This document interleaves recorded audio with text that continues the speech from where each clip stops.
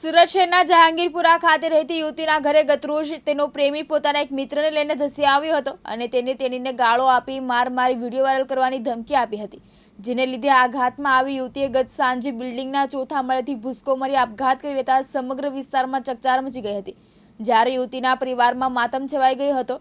જહાંગીરપુરા પોલીસે પ્રેમી યુવક અને મિત્ર વિરુદ્ધ ગુનો નોંધ્યો હતો અને સમગ્ર મામલે પોલીસે યુવકની અટકાયત કરી વધુ તપાસ હાથ ધરી છે।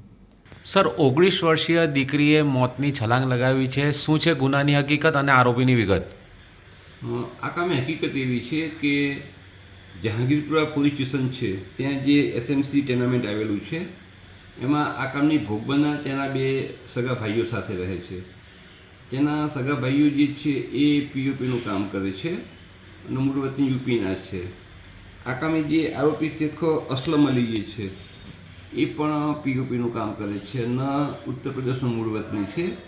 એટલે આ કામે ભોગ બનનારાના હાલના જે આરોપી જે છે એ આજથી 10 મહિના પહેલાં એકબીજાના સંપર્કમાં આવેલા હશે, ત્યારથી આ એકબીજા સાથે ફોનથી વાત અને એ પ્રમાણે કરતા હતા અને આજથી લગભગ એકાદ 1 થી 1.5 મહિના પહેલાં આ કામે જે ભોગ બનનાર જે છે તેમણે આ કામના આરોપીને ફોન કરવાનું બંધ કરી કાઢેલું, જેથી ગઈકાલે સાંજે લગભગ 6 વાગ્યા આસપાસ આ કામે જે આરોપી જે છે એ રિક્ષા લઈ અને ભોગ બનનારના ઘરે આવેલા અને ભોગ બનનારને ધમકી આપેલી એમ કે તું કે મારી સાથે બોલતી નથી અને જો તું નહીં બોલે તો હું તને જાનથી મારી નાખીશ, તારા જે ફોટો કે વિડીયો મારી પાસે છે એ હું વાયરલ કરી નાખીશ, આવી ધમકી આપી અને જતા રહેલા।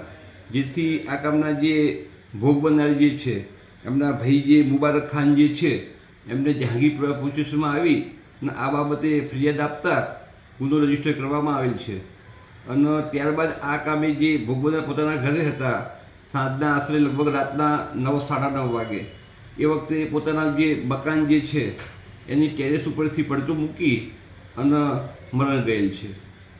સર પડતું મૂકવાનું કારણ શું હોઈ શકે? પડતું મૂકવાનું આ એક જ કારણ છે કે આ કામના જે આરોપી જે છે એને જે ધમકી આપેલી મરણ જનારના એના કારણે આ કામના ભોગ બનનારે ત્યાંથી પડતું મૂક્યું છે એવું હાલ પ્રાથમિક તપાસમાં જાણવા મળેલ છે। યાસીન દારા, દિવ્યાંગ ન્યૂઝ, સુરત।